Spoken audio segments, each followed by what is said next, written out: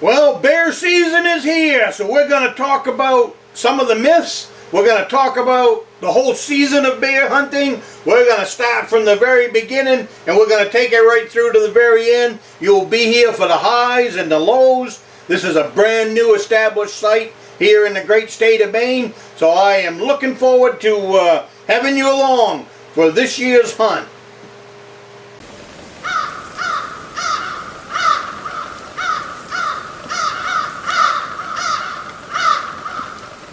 Good morning! My name is Tom. I come to you from the Rustic log cabin in Northern Maine. Welcome to my cabin this morning. We're in the shop today. I'm getting ready for bear season. We are creating, this is going to go on for a couple of months. I'll keep adding to this series. This will be the whole series on everything that I do for bear hunting here in the state of Maine. So just keep coming back, checking on the videos. I have no idea how many there'll be. There might be 3, there might be 4, 5, 10, I don't know. We're going to see. At the end, it's going to go on for, let's see, it's going to go on for August, September, and October. And then we'll be into deer hunting season. So there's going to be some deer hunting tied into here with the bear hunting. I'm still working on all of the stands. But today, I'm getting ready to work on a project, and figured I might bring you along. I'm getting ready to make the largest cake mixer, maybe in bear hunting baiting, who knows. But I figured out, you know, normally I take all this grain and stuff. I'm leaving here in a few minutes to go pick up 600 pounds of beef grain for my bear baiting. It'll be my base, mixed in with a whole bunch of other stuff. But anyways, I'm going ready to go pick that up, but then you're going to need to be mixing it together. And in the past, I've always mixed it up by hand. You know, you put it in a big drum, you get in there with a shovel and just start stirring it all together and mixing it together.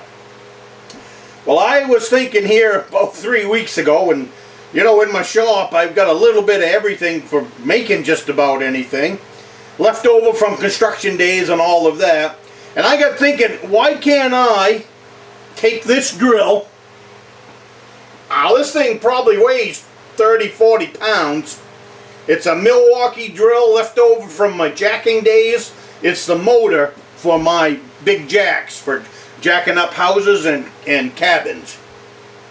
And I've got 2 of these things.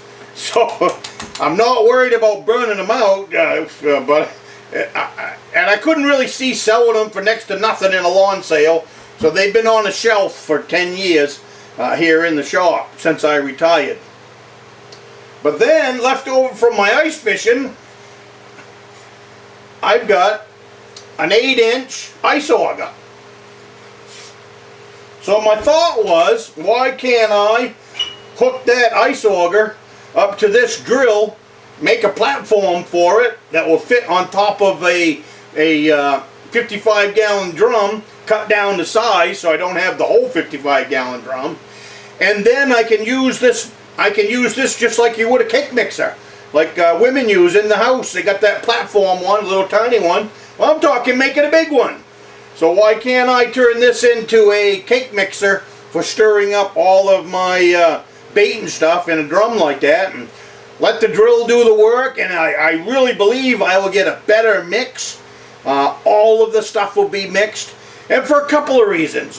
One of the things we do use as a filler is bread. We go to the day-old bread store, and you can buy a big lift of it.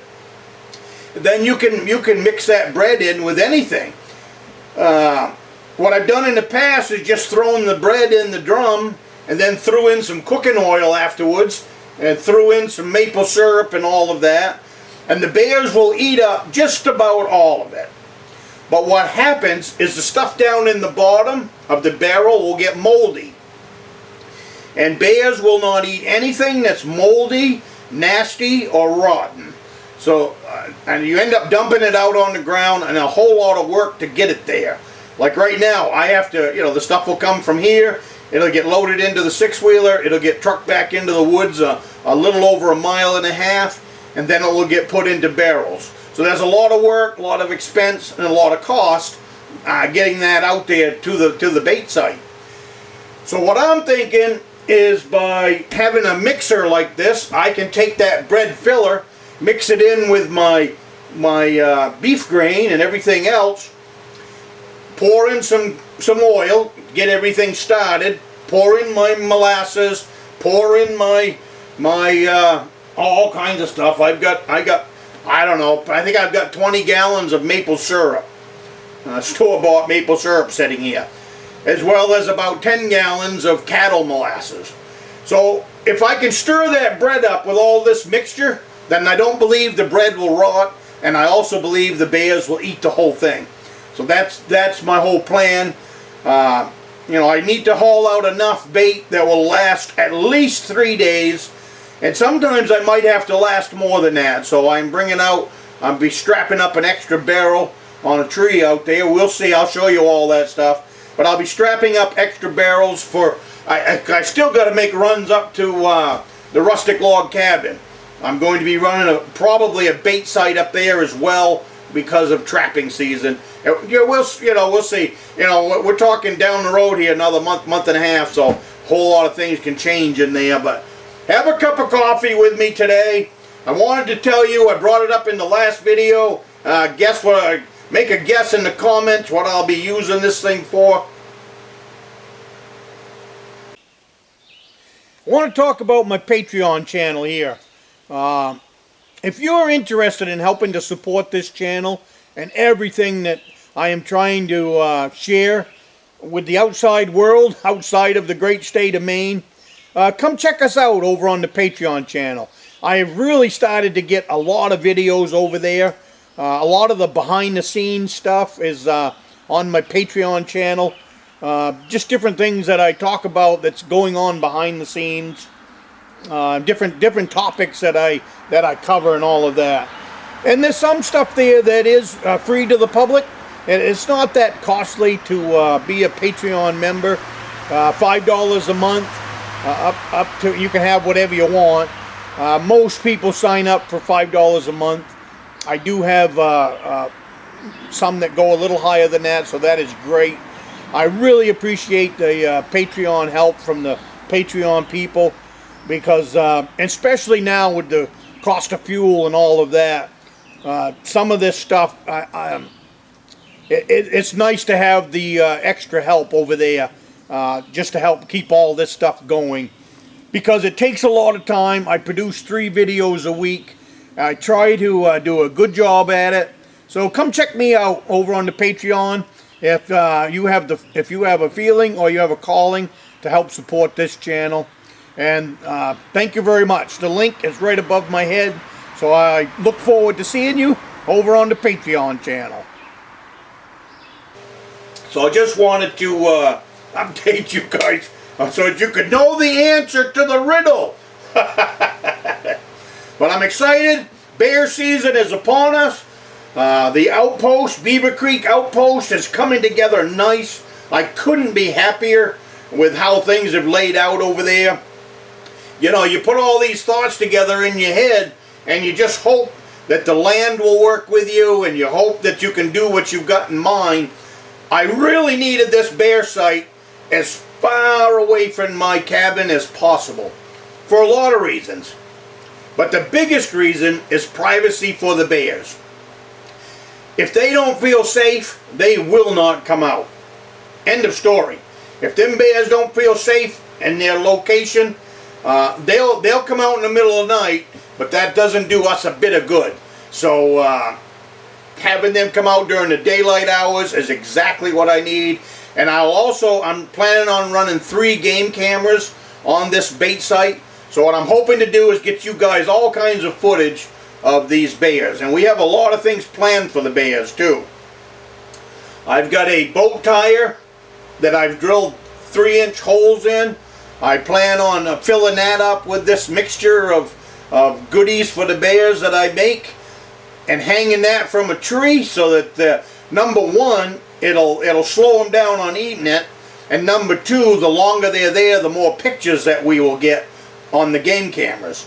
And the other thing we're going to do is I've got that fluffernutter. I've got 30 pounds of fluffernutter, and about 20 pounds of peanut butter. And I'm going to have the boys smear that on the outsides of these 55-gallon drums and trees and everything else. Number one, I plan on videotaping the boys doing it because I want them to be a part of the bear hunt. And number two, I think them bears will sit there and lick that barrel like an ice cream cone, and that will give us lots of pictures for the game cameras as well. So it's, you know, a lot of plans going in here. The new stands are big enough so that I can set up some camera equipment. So hopefully with this coming year, I'll be able to bring you guys along and be having you sit right in the hunt shack with me. Whether we're hunting for deers or whether we're sitting in this bear stand. And I couldn't be happier with the bear stand. I cannot wait to get in there and get some video of it for you because it's exactly what I was looking for. We've got the brook, Bear Brook, runs down. That'll be within 100 yards of the established bear site. So you got water, you got feed, you got thick woods right behind my my bait station is just thick as can be out there, as well as out in the swale grass. So I cannot imagine a bear not feeling safe in that environment. The other thing that I like, and I'm hoping will happen, is that they won't be able to get around me too easy to smell my scent on wind. You know, if they want to come in downwind, they're gonna have to work at it a little bit. So hopefully that'll work in my favor too. So there's just a lot of good things about this bear site that I'm excited about. So and plus I'm getting all my stuff together now, and that's always a good feeling. You know, last year I was tied up so much in getting the cabin built and just getting where I could stay in there that I missed out on I missed out on most of my hunting season. I missed out on a lot of fishing last summer. I missed out on a lot of fishing this summer getting all the tree stands in, but that's all right. You know, this is a big picture plan, and it's been sometimes to create a big picture plan in your life, you need to sacrifice. Well, I've sacrificed my fishing season. I've sacrificed most of my hunting season last year. I've done a little, so it's not like I didn't do any. But once I get to the end of this project on the outpost, these stands are in, then it's all down to maintenance and scouting and preparing for each season. So it's going to be a different ball of wax once I get this summer behind me. So thanks a lot for coming along. I would imagine this is going to be part of that series number 2 probably. But we'll see. And we'll see if I got tomorrow out there, so I'm going to get some good pictures for you tomorrow. So have a last cup of coffee with me. I hope you're all having a great day, and I will see you next week.